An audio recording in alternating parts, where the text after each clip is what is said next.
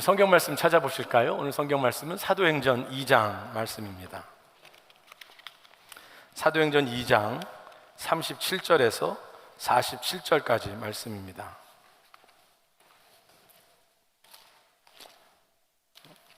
사도행전 2장은 신약 190년에 그 주변에 있습니다. 사도행전 2장 37절에서 47절, 조금 긴 말씀이지만 우리 천천히 한 절씩 교독하시겠습니다. 제가 한 절 읽고 여러분이 한 절 읽고 마지막 절은 같이 읽겠습니다. 37절입니다. 그들이 이 말을 듣고 마음에 찔려 베드로와 다른 사도들에게 물어 이르되, 형제들아, 우리가 어찌할꼬 하거늘. 베드로가 이르되, 너희가 회개하여 각각 예수 그리스도의 이름으로 세례를 받고 죄 사함을 받으라. 그리하면 성령의 선물을 받으리니. 이 약속은 너희와 너희 자녀와 모든 먼데 사람 곧 주 우리 하나님이 얼마든지 부르시는 자들에게 하신 것이라 하고, 또 여러 말로 확증하며 권하여 이르되, 너희가 이 패역한 세대에서 구원을 받으라 하니. 그 말을 받은 사람들은 세례를 받음에 이날에 신도의 수가 3,000이나 더하더라. 그들이 사도의 가르침을 받아 서로 교제하고 떡을 떼며 오로지 기도하기를 힘쓰니라.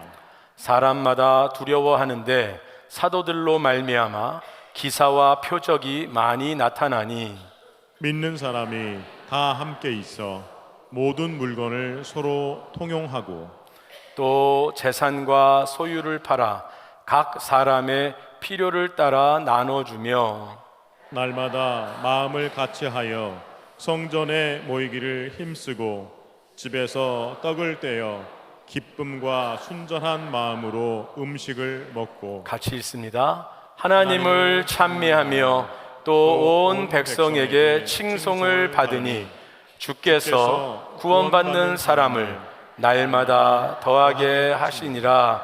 아멘.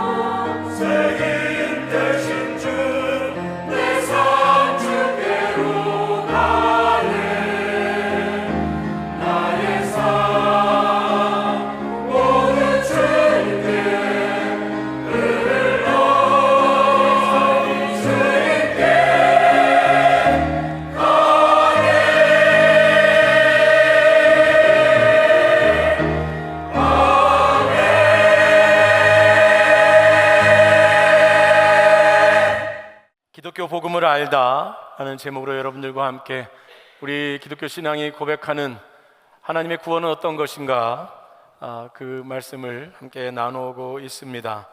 창조부터 시작해서 오늘 6번째 시간, 오늘은 교회에 관해서 말씀을 나눕니다. 기독교 복음은 하나님께서 우리를 구원하신다는 그 사건입니다. 하나님이 우리를 구원하시는 이 사건 가운데에 교회는 어디에 위치해 있는 것일까요? 지금까지 말씀 우리가 기억해 본다면 하나님이 천지를 지으셨고 인간을 하나님의 형상대로 아름답게 지으셨습니다. 그런데 인간은 하나님을 떠나서 스스로 하나님이 되고자 했고 자신의 욕망을 따라 하나님과의 관계를 깨트렸습니다. 그래서 하나님의 형상이 손상이 되었고 그 손상된 하나님의 형상은 다른 모든 관계들도 원래 하나님이 지으신 목적에서 떠나가게 만들었습니다. 그래서 하나님을 예배하고 사랑하지 못하고 다른 사람을 사랑하지 못하고 자기 자신을 받아들이지 못하고 세상을 다스리고 관리하지 못하고 세상과 투쟁하고 세상에 오히려 다스림을 받게 되는 존재가 되었습니다. 하나님은 그러한 인간을 사랑하셔서 하나님의 형상을 회복시키시고자 하나님의 구원을 우리에게 행하시기 위하여서 예수 그리스도를 보내셨습니다. 예수님은 하나님이시고 참 인간이 되셔서 잃어버린 하나님의 형상이 무엇인지 우리에게 알려주셨습니다. 그리고 예수님은 십자가에서 죽으심으로 모든 인간이 하나님의 생명에서 떠나가 있는 그 죽음의 가장 처절한 죽음을 대신 겪으시고 가장 대표되는 죽음과 우리를 대신한 죽음으로 그 죽음의 문제를 담당하시고 부활하심으로 우리에게 새로운 생명을 허락하셨습니다. 지난주에 여러분과 함께 나눈 말씀을 기억하신다면 지난주는 그렇게 하나님이 행하신 일에 대해서 인간은 책임 있는 존재로서 반응을 해야 된다는 말씀을 드렸습니다. 하나님의 은혜에 대한 반응, 그것이 믿음이라고 말씀을 드렸습니다. 그래서 우리는 하나님께서 예수 그리스도 안에서 행하신 그 구원의 사건을 믿음으로, 그 선물을 믿음으로 감사함으로 받아들이게 됩니다. 그렇게 받아들임으로 우리는 하나님의 자녀, 하나님의 구원의 생명 가운데에 삶을 살게 됩니다.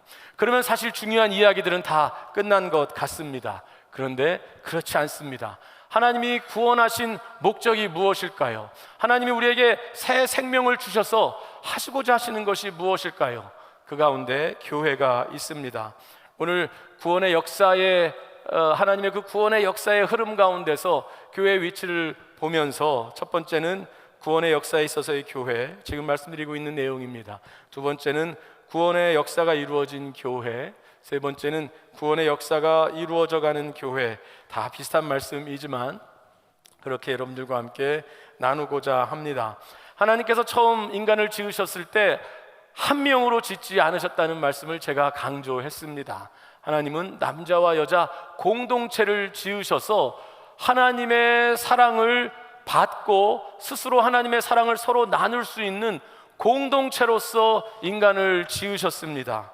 그것만이 삼위일체 되신 하나님 가운데 있는 사랑, 그 신뢰, 그것을 서로 실천할 수 있고 함께 공동체로 하나님을 예배하는 그 공동체가 창조의 목적이었습니다. 그래서 인간은 함께 지어졌을 뿐만이 아니라 그렇게 특별한 관계 가운데 있기 때문에 죄도 함께 지었습니다. 여자가 선악과를 먹고 난 다음에 그것을 남자에게 주고 남자가 그것을 먹었을 때 그때에 그들의 눈이 밝아져서 벗은 것을 알게 되었다고 성경은 말하고 있습니다. 즉 그들이 죄를 함께 지었다는 것을 강조하고 있습니다. 창조도 함께 되었고 죄도 함께 지어졌고 함께 에덴 동산에서 쫓겨난 존재가 되었다면 하나님은 구원도 함께 이루십니다. 그래서 구원은 우리 개인적으로 우리에게 주신 책임을 따라서 하나님의 은혜에 대해서 우리가 믿음으로 반응을 해야 되지만 그렇게 믿음으로 반응을 한 개인들이 하나님의 원래의 목적대로 새로운 공동체를 하나님께서 만드셨습니다. 구원받은 하나님의 믿음의 새 가족, 새 공동체, 그것이 교회가 되어집니다. 그렇기 때문에 교회는 하나님의 구원의 역사에 아주 중요한 목적이 되어집니다. 하나님의 형상에 회복된 그 모습들을 실천할 수 있는 장소가 되어지고, 하나님의 형상으로 회복된 그 존재가 무엇인지를 우리에게 알려주는 하나님이 친히 만드신 기구가 되어집니다. 그래서 기독교 교리의 핵심을 말하고 있는 우리가 오늘도 고백한 사도신경에는 창조주 하나님에 관한 고백이 앞부분에 나오고, 그리고 가장 길게 성자 예수님의 생애와 그분의 죽으심과 그분의 부활하심, 그분의 다시 오심에 대한 고백들이 그 가운데 부분을 차지하고 있습니다. 그런데 가장 뒷부분에 성령에 대한 고백 가운데 이 내용이 있습니다. 성령을 믿사오며 거룩한 공회와 성도가 서로 교통하는 것과, 이것은 교회에 대한 고백입니다. 기독교 신앙 가운데에 교회는 그렇게 떨어질 수가 없습니다. 교회를 떠난 신앙이라는 것은 그래서 본질적으로 가능하지가 않습니다. 우리가 새 생명 가운데 태어났다는 것은, 하나님의 자녀가 되었다는 것은 하나님의 새로운 가족의 일원이 되었다는 것입니다. 그리고 하나님의 생명 가운데 그 생명이 자라가는 그 가족의 돌봄 가운데, 가족 가운데 자라나는 그것이 바로 교회가 되어집니다. 그렇기 때문에 교회가 없는 신앙이라는 것은 불가능합니다. 우리를 구원하셔서 하나님의 가족이라는 교회의 일원이 되게 하셨기 때문에 교회는 너무나도 소중한 하나님의 구원의 역사가 나타나는, 하나님의 나라의 상징이 되어지며 하나님의 축복이 함께하는 그러한 곳이 되어집니다. 오늘 그렇다면 읽은 성경 말씀 속에서 오늘 사도행전 2장의 말씀을 읽었는데요, 2장에 나오는 그 읽은 내용은 무엇이냐면, 성령이 임하셔서 이 땅 가운데 지금 우리가 보여지는 이런 신약의 형태의 교회, 그 최초의 교회가 오늘 나오는 우리가 읽은 사도행전 2장의 예루살렘 교회입니다. 그러면 예루살렘 교회, 우리가 읽은 내용 중 가운데에 하나님의 구원의 역사로 새로 시작된 공동체 가운데에 하나님의 형상이 회복된 모습들이 어떻게 나타났는가, 그것을 여러분들과 나누고 싶습니다. 두 번째 내용이죠. 구원의 역사가 이루어진 교회입니다. 두 번째, 구원의 역사가 이루어진 교회.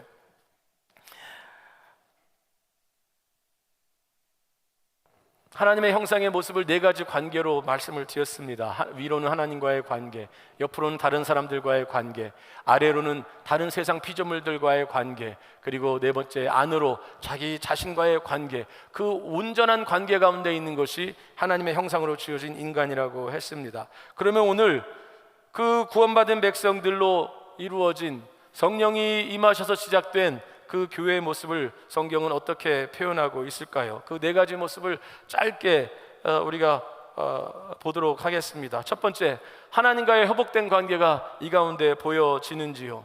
오늘 그 교회가 시작된 것은 성령이 그 가운데 임하셔서 제자들이 밖으로 나가서 예수의 구주 되심을, 예수의 우리의 구원자 되심을 베드로가 전하기 시작했습니다. 그때에 그 성령의 충만함을 입은 120명이 그 최초의 교회가 되는데, 그 최초의 교회 가운데 그 첫 번째 설교의 끝부분이 이렇습니다. 오늘 읽은 내용입니다. 베드로가 이르되 너희가 회개하여 각각 예수 그리스도의 이름으로, 38절입니다, 세례를 받고 죄 사함을 받으라. 그리하면 성령의 선물을 받으리라.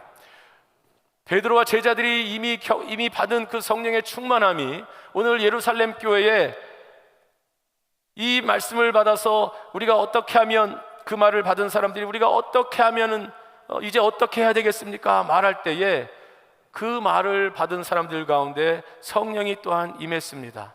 그래서 그들이 세례를 받고 그들이 하나님의 그 성령의 충만함을 입게 되었습니다. 위로부터 임하시는 성령의 역사, 하나님의 은혜 가운데 그들이 잠겨서 그들 가운데에 그 소개한 내용들이 이렇게 되어 있습니다. 그들이 사도의 가르침을 받아 성령의 충만함을 입어서 그들이 하나님의 그 가르침, 하나님의 말씀을 배우기 시작했습니다. 그러면서 그들이 날마다 마음을 같여 46절에 보면 성전에 모이기를 힘쓰고 집에서 떡을 떼며 기쁨과 순전한 마음으로 음식을 먹고 하나님을 찬미하며, 그 가운데 하나님을 높이는 일들이, 하나님을 예배하는 일들이, 그리고 예수님의 성찬을 함께 나누는 일들이 있게 되었습니다. 하나님을 신령함으로 하나님의 은혜를 힘입고 하나님을 기쁘게 예배하는 모습이 초대교회의 가장 중요한 모습이 되었습니다. 두 번째, 다른 사람들과의 회복된 관계에 어떤 그 실마리가 보여질까요? 오늘 이렇게 말합니다. 그들이 사도의 가르침을 받아 서로 교제하고 떡을 떼며 기도하기를 힘쓰니라. 아까 하나님과의 관계에 있어서 깊은 기도 가운데 들어가는 모습도 하나님과의 관계의 한 모습이겠네요. 그리고 서로 교제한다는 모습들이 나옵니다. 교제하면서 날마다 마음을 같이하여 성전에 모이기를 힘썼다고 했습니다.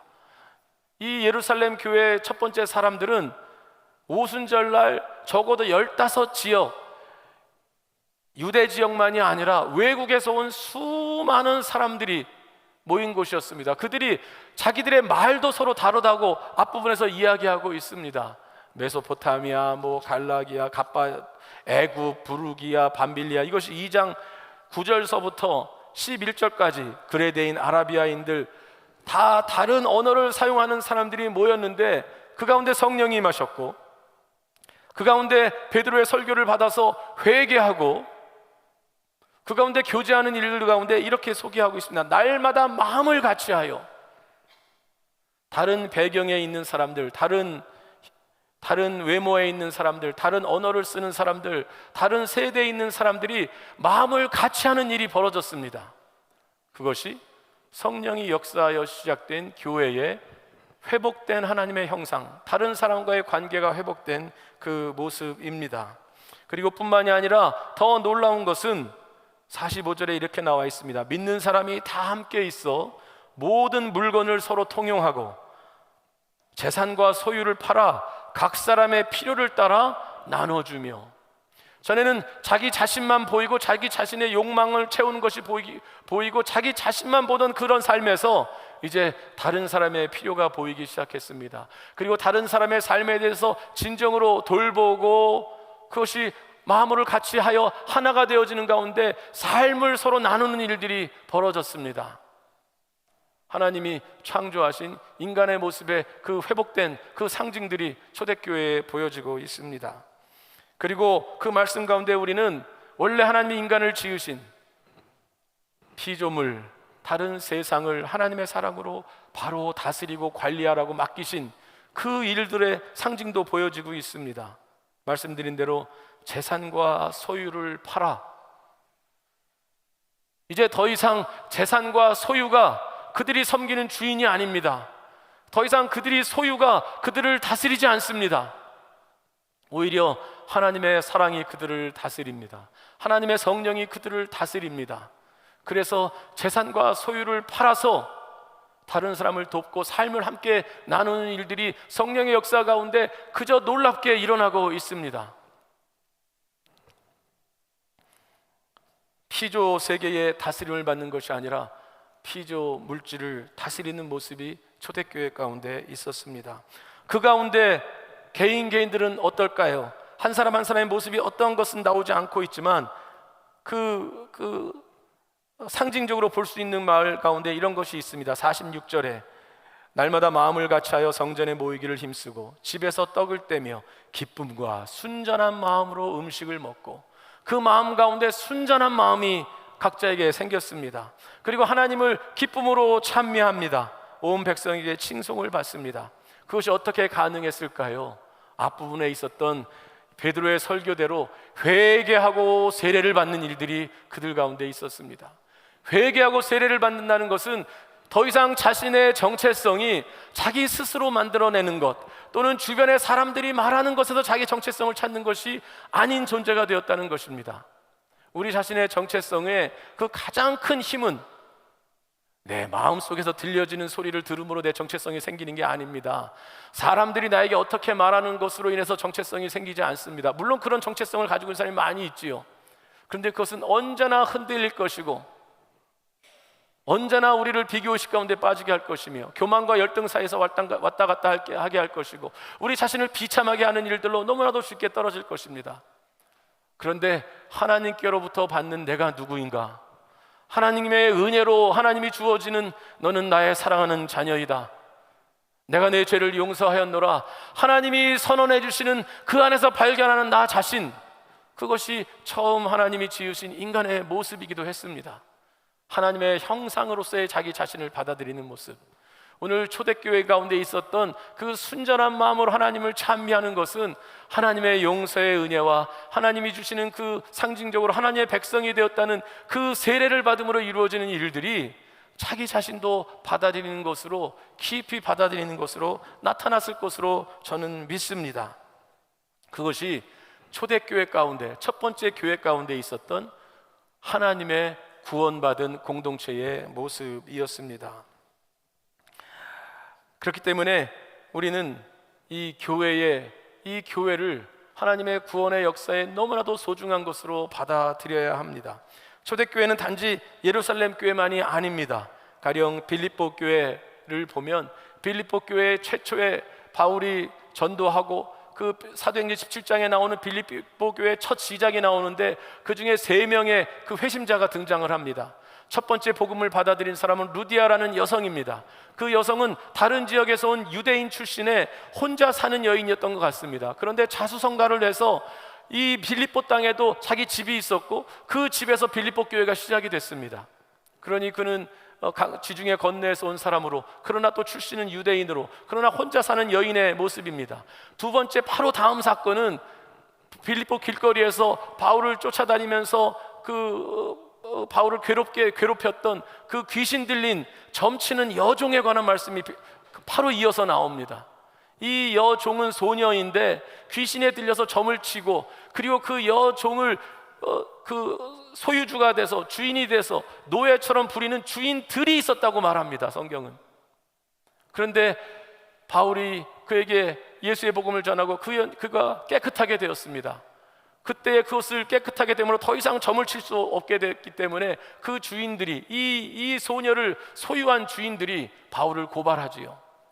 즉 지금 두 번째 사람은 첫 번째 사람과 다릅니다. 첫 번째 여인은 성공한 사람, 여유 있는 사람이라면 두 번째 회심자는 노예 출신의 소녀였습니다. 세 번째 회심자는 누굽니까? 그렇게 감옥에 갇힌 바울이 한밤중에 하나님을 찬송합니다. 그때 옥문이 흔들리고 모든 묶인 것이 풀려나가고, 그래서 모든 죄수들이 도망간 줄 알고 그 감옥을 지키는 간수가, 그 군인이 자결을 하려고 하지요. 그때 바울이 그를 향한 안타까운 마음으로 내 몸에 손을 대지 마라, 해하지 마라 말을 합니다. 이 간수가 깜짝 놀라서 바울에게 묻습니다. 집으로 데려가서 깨끗이 씻긴 다음에 우리가 어떻게 하여 구원을 받을까요? 그때 바울의 유명한 말씀이 주 예수를 믿으라, 그리하면 너와 내 집이 구원을 받으리라. 그리고 그 가정이 다 세례를 받았다고 했습니다. 즉 빌립보 교회의 세 번째 회심자는 로마를 상징하듯이 그 힘으로, 그 강포함으로 죄수들을 관리하는, 어쩌면 그 교정 공무원 같은 사람이었습니다. 남자, 이교도 출신, 그것이 빌립보 교회의 첫 번째 회심자들입니다. 그런데 나중에 바울이 빌립보서에 기록한 내용을 보면 빌립보 교회는 그 가운데 기쁨이 넘치는 교회였고 복음의 일에 아주 헌신한 교회로서 빌립보서의 내용이 나와 있습니다. 빌립보 교회에도 하나님의 형상의 회복의 사건으로 하나님의 은혜를, 구원을 받아들인 사람들, 하나님을 기쁨으로 찬미하는 사람들, 서로가 그리스도 안에서 연합하는 일들, 신분과 배경에 관계없이 연합하는 일들, 그리고 자신의 그 모든 과거의 그 속박에서 벗어나는 일들, 그 일들이 빌립보 교회에 있었습니다. 에베소 교회도 에베소서에 보낸 바울의 편지를 보면 바울이 이렇게 말합니다. 너희가 전에는 멀리 떨어져 있었으나, 에베소라는 가장 강력한 그 큰 도시 가운데 생겨진 이 교회 가운데에는 유대인 출신, 이방인 출신, 이방인도 그 각 지역에서 온 사람들이, 다른 배경의 사람들이 그 가운데 있었습니다. 그런데 바울이 말합니다. 너희가 전에는 멀리 떨어져 있었으나 그리스도의 십자가의 그 은총이 너희들 사이에 있었던 그 벽을 다 허물었다. 예수 그리스도는 우리의 화해가 되셔서 우리의 막힌 담을 다 허무셨다. 그래서 에베소 교회 가운데 그 하나 되는 역사가 일어났습니다. 그것이 하나님의 구원의 역사라는 것, 구원의 의미를 초대교회들이 그렇게 보여주었습니다. 그렇다면 우리도 우리의 교회를 그렇게 하나님께서 사용하시는 구원의 그 회복의 역사가 일어나는 것으로 우리가 받아들여야 합니다. 교회를 통하여 이루시는 온전한 하나님 나라의 그 상징적인 회복, 그래서 여러분들에게 권합니다. 교회에 등록하지 않고 출석하시는 분들 계시다면 교회에 등록하시기 바랍니다. 그래서 교회 일원이 되시기를 바랍니다. 교회에 등록하셨지만 정회원이 되시지 않으신 분들은 세례를 받으시기 바랍니다. 세례를 받으셔서 하나님의 자녀라는 것을 공개적으로 드러내시기 바랍니다. 그리고 우주적 교회 일원이 되시기를 바랍니다. 안중교회 정회원이 되시고 그리고 나서 안중교회 봉사의 삶에 참여하시기 바랍니다. 교회의 삶에 깊이 들어오시기 바랍니다. 그래서 성령께서 에베소 교회, 빌립보 교회에 예루살렘 교회에 역사하셨던 그 역사들을 여러분의 삶에서 경험하실 수 있기를 바랍니다. 교회의 삶을 통해 새 생명 가운데 더 깊은 그 성숙의 세계로 들어가실 수 있기를 바랍니다. 그런데 그렇게 성경 속에서 나오는 이 놀라운 회복의 상징들, 하나님 나라의 상징들, 그 교회의 모습들, 그것만 우리가 알고 있지는 않습니다. 우리의 경험과 우리의 기억과 세상에서 들려지는 말들 속에는 교회 가운데 교회를 통한 실망과 상처와 교회의 문제들, 그런 것들이 들리고 경험하고 있습니다. 그래서 세 번째 여러분들에게 말씀드리는 것은 구원의 역사가 이루어져 가는 교회입니다. 교회는 결코 성령께서 역사하셔서 교회가 시작되고 그 하나님 나라, 하나님의 형상의 회복들이 일어나고 있지만 그러나 완벽하지는 않습니다. 사실 성경에서도 2장에 나와 있는 그 아름다운 그 초대교회의 모습에서 그저 2페이지, 3페이지만 넘기면 사도행전 5장, 6장에는 교회의 문제들이 나오기 시작합니다. 초대교회는 그렇게 아름답지만은 않았습니다. 5장에 그렇게 서로 물건을 통용하고 소유를 다 파는 일들이 있었지만 5장에 보면 아나니아와 삽비라가 자신의 소유가 아까워서 그것을 숨기는 일이 나타나기 시작합니다. 6장에는 헬라파 유대인들, 그들이 다 마음이 하나가 된 줄 알았더니 그 물건을 서로 팔아서 서로를 도와주는 그런 교회였는데 어느새 서로 구제하는 일들 가운데 차별이 있다는 것을 느끼기 시작합니다. 헬라파 유대인들이 구제를 받는 일에 더 순서가 늦어지는 것처럼 느낍니다. 아마 그 모습 가운데에는 인간의 한계와 인간의 제도의 한계가 그 가운데 있었던 것 같습니다. 그것을 이해할 수 있는 아주 좋은 방법은 교회의 지도자들 가운데 문제가 있고 교회의 우리 성도들 가운데 우리가 온전하지 못한 모습들이 있는 것, 제일 쉽게 이해할 수 있는 방법은 제가 교회의 목사가 돼 있다는 것, 이것만 보더라도 결코 교회의 지도자들이 온전할 수 없다는 것을 제 자신이 생각을 하게 됩니다. 그리고 여러분들에게도 말씀을 드립니다. 여러분 자신이 하나님의 교회의 일원이 됐다는 것이 교회가 완전하지 않은 이유가 될 것입니다. 왜냐하면 교회는 죄인들이 하나님의 은혜에 힘입어서 모인 곳이지요. 하나님의 용서를 통하여 새로운 삶으로 나아가는 곳이 교회가 되기 때문입니다. 제가 상대적으로 나는 어려서부터 교회를 다녔고 교회를 잘 알고 신학 공부를 오래 했고 이런 것들이 있을 수 있겠지만, 그러나 그것이 하나님 앞에서 내가 무슨 완벽한 목사가 그것은 결코 불가능한 일입니다. 여러분 앞에서 조금 괜찮은 척 제가 애를 쓰고 보여주려고 하겠지만 결코 저는 그런 존재가 되지를 못하지요. 그래서 몇 번 말씀드린 것 같긴 한데 어느 교인이 목회자를 찾아와서 목사님 좀 완벽한 교회가 있으면 소개시켜 주십시오. 제가 교회에 너무 실망한 것들이 많고 좀 완벽한 교회를 가고 싶습니다. 그랬더니 목사님이 완벽한 교회는 이 세상에 없습니다. 그런데 완벽한 교회를 찾는다면 당신은 그곳에 가면 안 됩니다. 왜 그러십니까? 했더니 당신이 가는 순간 그 교회 완벽이 깨집니다. 그렇게 말했다고 합니다. 그것이 우리의 모습이지요. 완전하지 않은 인간들이 하나님의 은혜로 인해 하나님의 성령의 역사 가운데 계속해서 새로워지는 것, 그 존재는 하나님의 은혜로 하나님의 자녀가 되었지만 그 자녀가 성숙해지는 곳, 그것이 교회가 되어집니다. 그러면 어떻게 해야 할까요? 어떻게 해야 할까요? 우리는 교회가 시작된 것이 예수님의 구속의 은혜를, 그것을 받아들이면서 예수님의 십자가 사건을 받아들인 사람들 위에 임한 성령의 역사가 있었다는 것을 기억해야 합니다. 그래서 우리는 교회에 모인 가운데에 늘 예수님의 십자가의 은혜, 하나님의 구원의 은혜를 기억하고 그것을 찬양하고 그것을 누리는 교회, 복음의 본질로 자꾸 돌아가고자 하는 그 교회로 늘 확인을 해야 합니다. 그 교회는 예배뿐만이 아니라 어떤 교회의 작은 모임에서도 마찬가지입니다. 그것이 성가대가 되건, 그것이 교육기관이 되건, 목장이 되건, 선교회가 되건, 우리는 그 모임 가운데에 하나님의 은혜를 찬미해야 합니다. 하나님의 은혜를 찬미한다는 것은 우리가 그 가운데 겸손히 선다는 것을 말합니다. 그리고 그 가운데 성령께서 도와주시기를, 성령께서 역사하시기를 어떤 모임에서도, 어떤 예배에서도 구해야 합니다. 그래서 성령께서 우리의 약함을 새롭게 하시기를,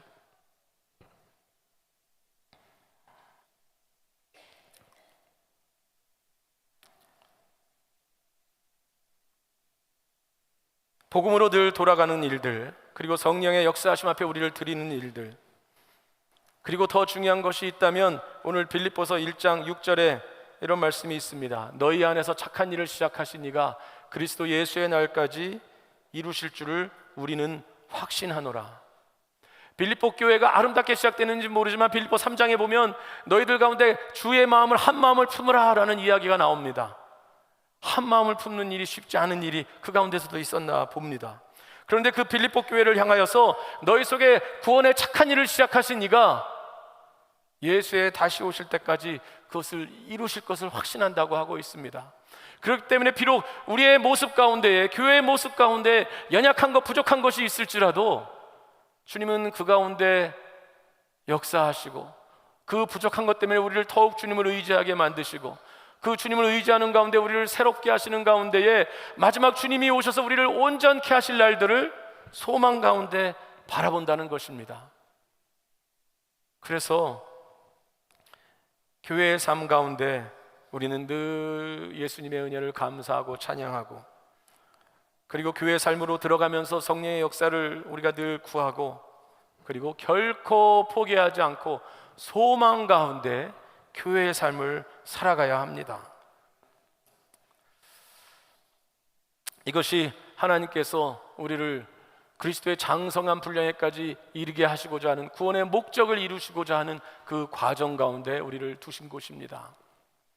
그렇다면 우리가 교회를 사랑하며 교회의 일원이 된 것을 감사하며 교회의 삶을 아주 풍성히 우리가 누려야 되겠습니다.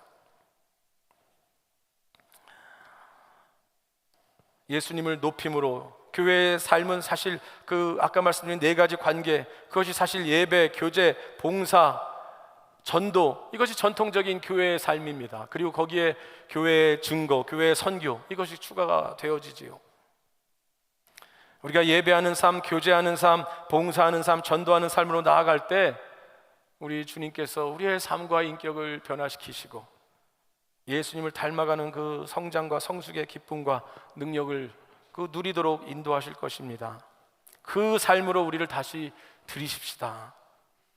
눈에 보이는 삶, 교회의 삶에 어려움이 있을지라도 또 불안함이 있을지라도 성령의 역사를 사모하시면서 그 가운데 주께서 우리를 사용하시도록 맡겨드리시기를 바랍니다.